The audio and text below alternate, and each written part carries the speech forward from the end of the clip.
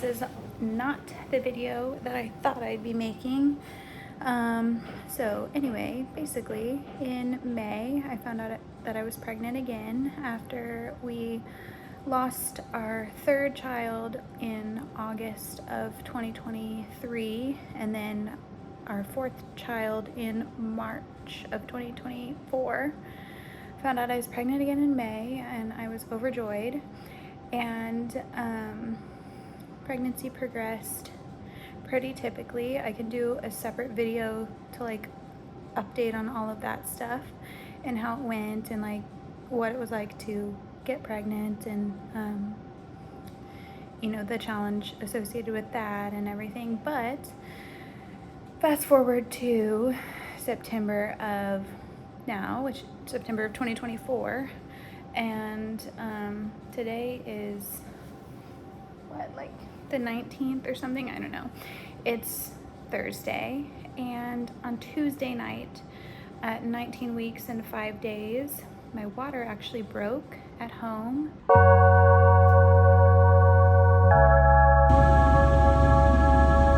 it's pink on the inside, it's a girl, and if it's blue on the inside, it's a boy.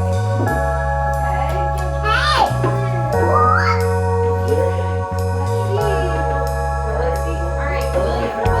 If it's a boy or a girl. Boy, baby, or girl? Hey, All right, do you think it's a boy, baby, or if it's a girl? boy or a girl. Okay. William, do you think it's a boy baby or a girl baby? Girl baby.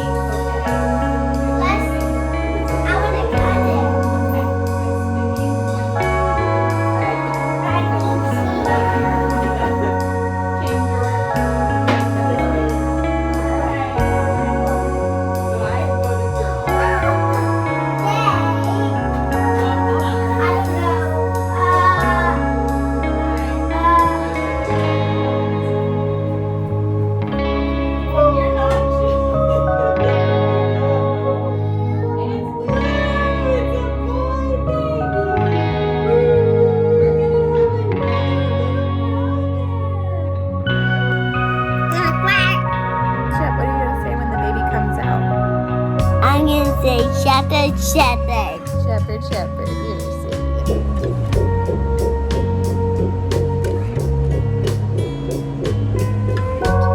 At 19 weeks and 5 days, my water actually broke at home. So I was in shock at first, but then realized I need to go to the hospital.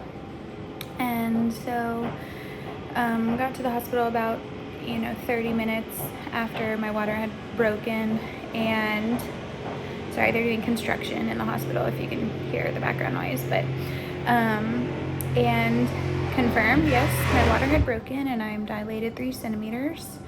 And obviously 19 weeks and 5 days is far too early for a baby to come out and receive resuscitation and receive care from the NICU doctors. So here I am now in the hospital, hoping they've been doing IV antibiotics for the past 2 days, and starting tonight I'll transition to oral antibiotics. They'll monitor me until tomorrow and see how I'm doing on those, and if I'm doing okay, then I'll go home until 21 weeks and 5 days, in which if I can make it that long without getting an infection or going into labor more, I guess, then like dilating more, having contractions, etc.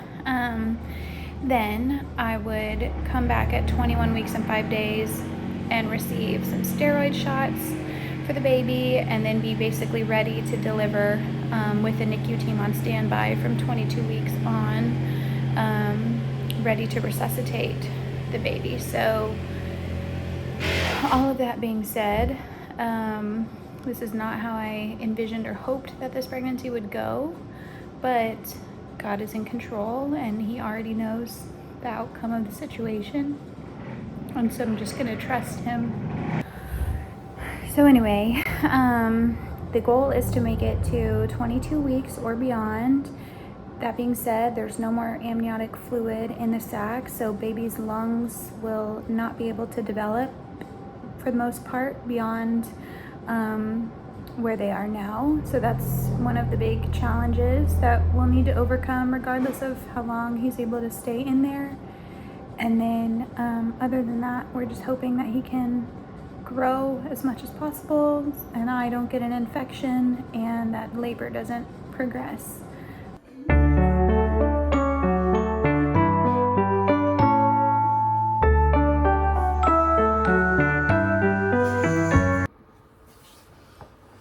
Okay, so I wanted to go ahead and close out the last video that I made. Here it is 2 months later, or 2.5 months, I guess. And unfortunately, it did not end the way that we wanted it to. So just to recap, my water broke when I was 19 weeks and 5 days pregnant. I went to the hospital, they gave me antibiotics. They explained to me that you know, everything that could happen in terms of immaturity of the baby's lungs, and regardless of when he was born. And so my goal from that point forward was just to stay pregnant as long as possible, not escalate further into labor. At the time I was dilated to 3 centimeters, and not get an infection, and not have a placental abruption. And so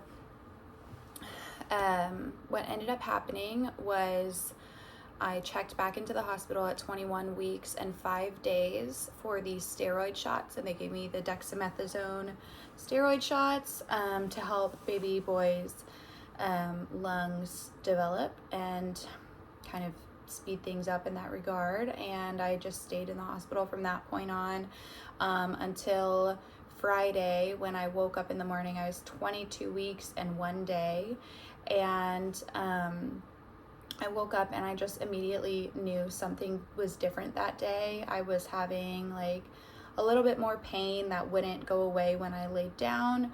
I had increased bleeding. So actually what happened was Monday night prior, I had a lot of bleeding, and so I went to the hospital at 21 weeks 4 days on Monday for the bleeding, and they said it was a partial placental abruption, but then that stopped, and so we were okay at that point. Baby was still looking fine in the womb at that point. And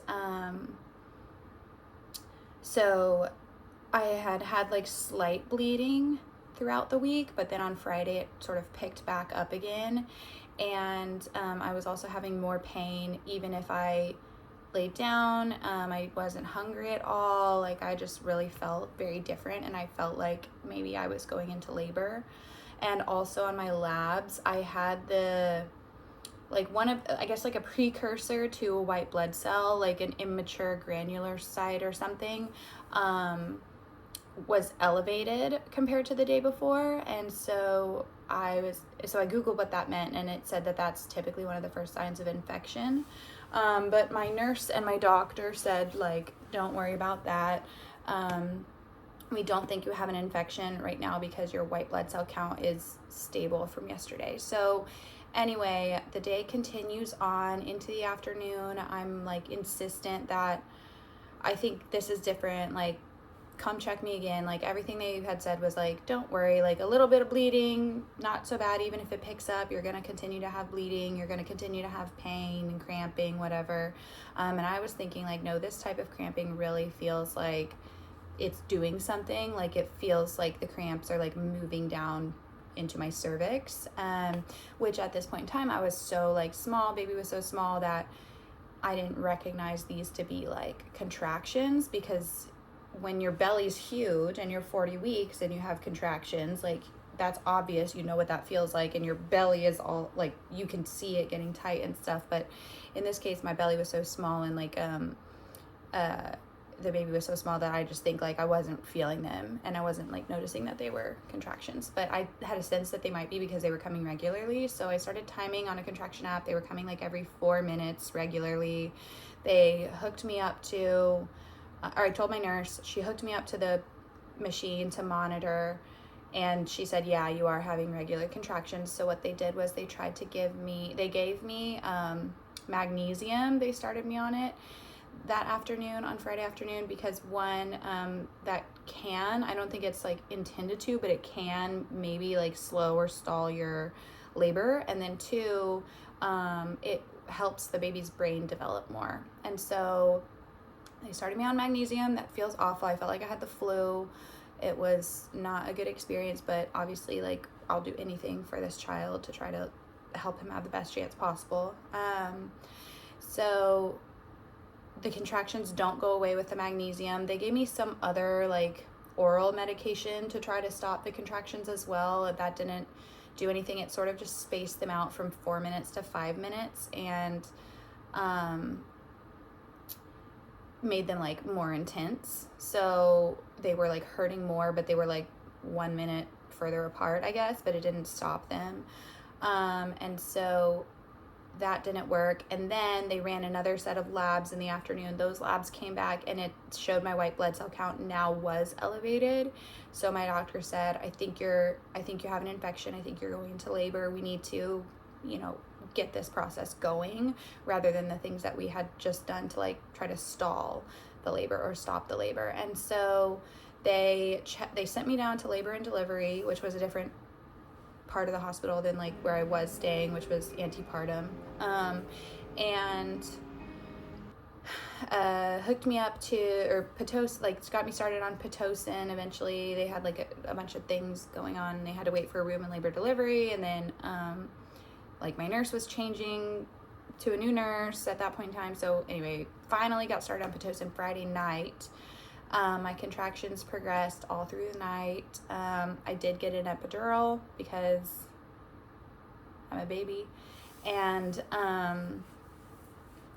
around like 5 in the morning, a little bit before 5 in the morning, I told them like, I feel like you should check me, like something feels like it's time. I feel like not like pressure to push, but like I definitely felt like something was different in my cervix area. And so so they checked me, they said you're complete, it's time to push. So they got the it's not right that second, but like it's time to like, this baby's gonna be born now. So they got the neonatal team in there. There were like 4 nurses, 2 doctors. They had my doctor and her resident as well, or like I guess a resident in her practice or something as well, plus like the nurses for me and everybody else, and like I guess the anesthesiologist was in there for whatever reason, but I can't remember. I think we had like called them to come back to like give me more of the epidural or something, but then it was like time, so we just went without it. And so anyway, I pushed 3 times. They said baby had gone from being head down to being feet down again, but we were already like, his feet were like coming out. So and I was big and like dilated enough where he could come out because he was so small. So pushed 3 times, he came out. I got to see him wiggle around and move, and his eyes were still fused shut because he was born at 22 weeks and 2 days. They did about a minute of delayed cord clamping because they felt that would help him and be a good idea for him. And then, his name is Hamilton. So then they took they cut the cord, took baby Hamilton over to the warmer to try to intubate him. And when he was born, he was 510 grams, which I think is about 1 pound, 2 ounces, if I recall correctly. And they were able to successfully intubate him. So that was kind of the first hurdle, is his body even going to be big enough to get the tube, like the breathing tube, down into his lungs. So they were able to successfully intubate him. So I breathed like a big sigh of relief at that point in time. And then they tried to deliver oxygen to him for 15 minutes, and his blood oxygen level just continued to decrease. And so it was clear that his lungs were too underdeveloped to support his body and deliver oxygen to his body, despite them pumping oxygen into his lungs, which is what we were really primarily afraid of, having had my water break so early in my pregnancy. And so they I guess, took the tubes out, like de-intubated him, extubated him, and handed him to me, put him on my chest. I got to hold him for his final moments, and then and he passed away, which was obviously devastating. I feel like I'm doing a lot better now and have a lot of peace about the fact that it's not as if this baby is just gone forever, but this baby is in the kingdom of Jesus, with Jesus, who's obviously a much better parent than I could ever be, in the best place, has 2 other brothers there that are with him, so the 3 of them are together from the 2 babies that I lost in 2 miscarriages prior, and I just have this like peace that they're all just waiting for me, and as much as it sucks and I wish he was here, he's in the better place, and I will be there one day too, as well the rest of my family. And so it's really just an exercise of patience and waiting and remembrance, and like, I don't know when my last day is going to be, and I don't want to be a shell version of myself between now and whenever that is. I have children here who need me to be strong for them and be their mommy. And so yeah, we're just waiting. I'm waiting, and I have a lot to look forward to, obviously, like Jesus and being in heaven and getting to be in paradise is wonderful, and then you add on the fact that I'm gonna get to have 3 more babies there is just so sweet. So so that's how it ended. Obviously not how we wanted it to end. Like I said, it's about 2 months later now after he was born, and everybody that we know and people we don't know has just been so indescribably kind, from bringing us meals, like bringing gifts for our children, asking if they could take care of my 2 sons who are here, for us, to like give me a break, praying for us, obviously, sending us like words of encouragement, letters, cards, gifts. People have sent us gifts, and just really meaningful things like paintings and pictures of my babies that I've lost in the arms of Jesus, and that kind of thing. And so it's just been like, I feel like the presence of God, not only because I think he has been so present for me, just like in his spirit, it's been a clear, I have never left you, I will never leave you feeling that I've gotten from God, and like, if you need my peace, here, have my peace, and reminders of everything that I know to be true, as far as like, this isn't all there is the next life, my children are there already, I will be there one day with them, and then additionally, like, showing us God's spirit through all of our friends and family, and even, like I said, people we don't know, who are comforting us throughout this whole process, has been just, I can't say thank you enough. So here we are now, 2 months later, and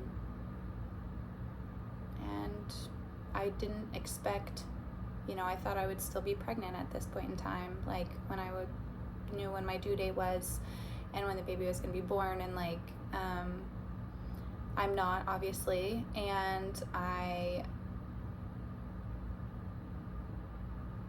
am now just, I guess we're just moving forward because there's really nothing else you can do.